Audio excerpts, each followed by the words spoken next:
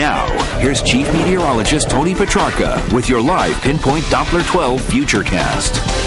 Well, thunderstorms need the air to be very warm, and we've certainly had that this summer. Severe thunderstorm watch in effect until 8 o'clock this evening. Still tracking some strong thunderstorms. So we're going to spend most of our time on the Doppler radar. Let's take a wider look at areas in yellow, orange, and gold. That's where you have your downpours and your thunderstorms. They're small, they're narrow, but they're strong.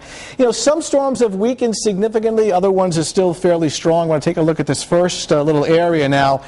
Stretching across just west of Route 295. There goes the radar beam, updating that in real time, and this has been tracking off to the east and southeast at about 35 to 40 miles per hour. It's getting ready to enter the Providence metro area, so towns like West Warwick, Cranston, Providence, Pawtucket, and East Greenwich will be hearing from this thunderstorm very shortly. Again, small but strong. Still has the potential to produce some gusty wind and some small hail, though it has weakened significantly within the last, say, 30 minutes. The one further to the south, getting ready to enter southwest Rhode Island, is a little stronger. In fact, it's got a history of some frequent lightning and some damaging wind. This has been tracking off to the east and southeast at 35 miles per hour as well. So a strong storm as these continue to race off essentially from west to east. What we can do now is actually take a cross-section of these storms. By looking at them in 3 dimensions, we can get a better idea as to how they're behaving. And this one particular storm cell now getting ready to cross into southwestern Rhode Island is fairly strong. By looking at it in 3 dimensions and seeing how high they extend up into the atmosphere, we can get an idea as to how they're behaving and whether or not they're getting stronger or weaker.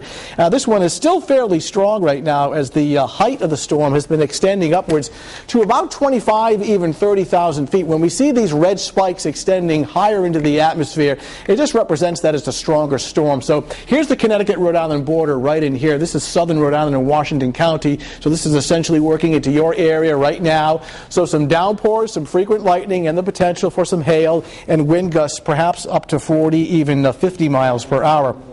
I want to get a different look now. Take a look at the storms now crossing or just getting ready to enter the Providence metro area. We can take a cross-section of that storm as well. Not quite as strong. In fact, let's take a closer look at it right in here. This has been weakening over the last 30 minutes, but we still had some reports of some small hail and some gusty wind. Just want to take a quick cross-section of this one as well as we kind of dissect it into the vertical here.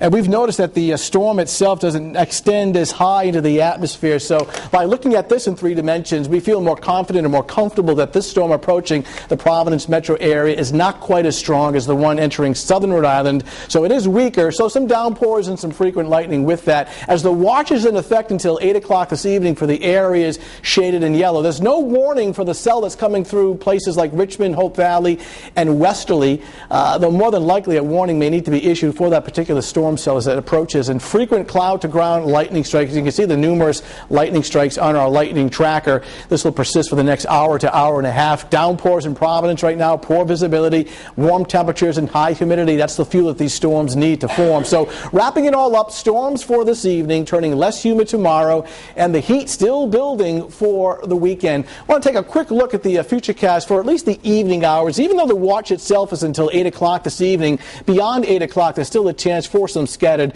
showers and thunderstorms. We are back to sunshine, warm and less humid weather for Thursday, 89. Next chance for thunder arrives late Friday afternoon and Friday night. Talk about a hot weekend. 95 Saturday, 90 on Sunday. When you get that kind of heat, you run the risk both days of at least isolated thunderstorms. So that's why we have the lightning bolts in the forecast for the weekend, but also some hot sunshine. But in the near term, next hour to hour and a half, Karen, still tracking some of these strong storms as they approach from west to east. All right. Thanks, Tony.